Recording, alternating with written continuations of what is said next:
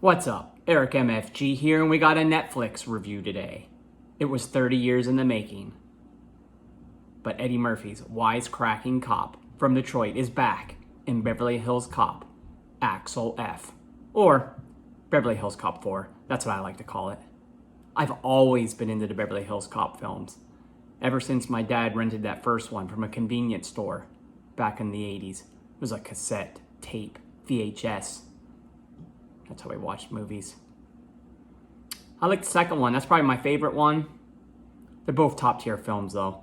That third one though, it just wasn't as good. It kind of lost its way. I mean, it was still entertaining, but I was really looking forward to this one.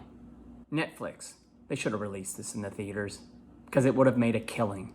People are into older properties. I mean, case in point, look at Bad Boys 4 or Twisters. They're just killing it at the box office. If they're done right, people are going to pay to see it, and people are into the older properties. So, with that being said, Axel F, it lives up to the hype. I was thoroughly entertained from start to finish. You know, it's probably not as good as the first two, but it's definitely better than 3. The action sequences, definitely top notch. And I was surprised the movie had a more serious tone to it compared to other movies, but I mean, it was still funny as well. Let's get into it. After a fast-paced opening action sequence where Axel gets the bust and destroys the city as usual, we learn that Paul Reiser's character is now the captain. He was retiring though because he took the fall for Axel's latest gaffe. Meanwhile, Axel receives a call from Billy Rosewood telling him his estranged daughter is in trouble while representing a client that was framed for killing the cop. This client also has cartel ties. Rosewood, now a PI, has gotten too close to the case, which leads back to police corruption. Axel takes the next flight out to Beverly Hills where he gets arrested and runs into his daughter's ex-boyfriend, Bobby Abbott, played by Joseph Gordon-Levitt. John Taggart is back as the chief of police department, but doesn't want any part of Axel's crusade. Kevin Bacon also joins the crew as Taggart's understudy and captain of the police, Cade Grant. There is more to him than meets the eye here. As Axel tries to mend the relationship with his daughter, they reluctantly work together to help find Rosewood and follow the clues that take them head-to-head with the cartel and several thugs that tie back to Grant. This is a case made for Detroit police officer Axel Foley. I think it is important to mention that there is indeed a scene in the movie where all 3 main characters from the first 2 movies, Axel, Rosewood, and Taggart, are in a scene together. I feel like ever since Lucasfilm dropped the ball with The Force Awakens by not having Han, Luke, and Leia in one scene together, studios go out of their way to make sure that some of these older properties, they get at least one scene with all the main characters in it. It happened in this one. Right at the end, you have Taggart and Rosewood on a stakeout outside of Foley's hotel. And then he shows up as a callback to the first movie. Classic. And that's an order. Not one word to Jane. This is gonna be fantastic. Trust me.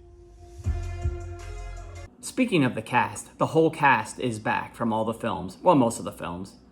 Funny man Bronson Pinchot, again, plays Serge.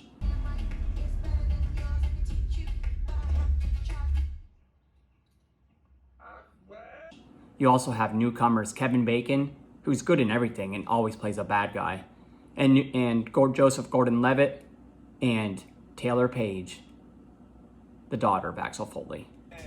I did like the bantering back and forth between her and Axel, though I was kind of annoyed by some of her attitude towards her father. Whether it was warranted or not, she wasn't really willing to give him a chance. Overall, the cast was pretty outstanding, but boy oh boy, does John Ashton and Judge Reinhold. They certainly look old. You two are the worst fucking... This movie was an Eddie Murphy vehicle though, and he was superb. Even though this film had a more serious take to it compared to other movies, I did enjoy the moments of levity when he brought everything back down to earth with his one-off comments.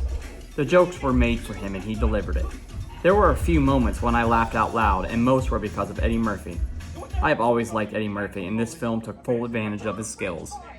Been a cop for 30 years. I've been black a whole lot longer. Trust me, I know better. One thing that I found refreshing with this movie was the amount of action and violence. Compared to the first three movies, those were mostly comedies with some action in it, but this one was more like 50-50, 50 comedy, 50 action. And it definitely showed on screen. The action sequences were pretty top-notch, from the opening chase scene in the snowplow to the end shootout. It was fairly action-packed. It felt more like a Bad Boys movie in terms of action. Definitely something we haven't seen much of lately. Lastly, the member berries were out in full force in this film. The nostalgia of 40 years of Beverly Hills Cop films cannot be said enough.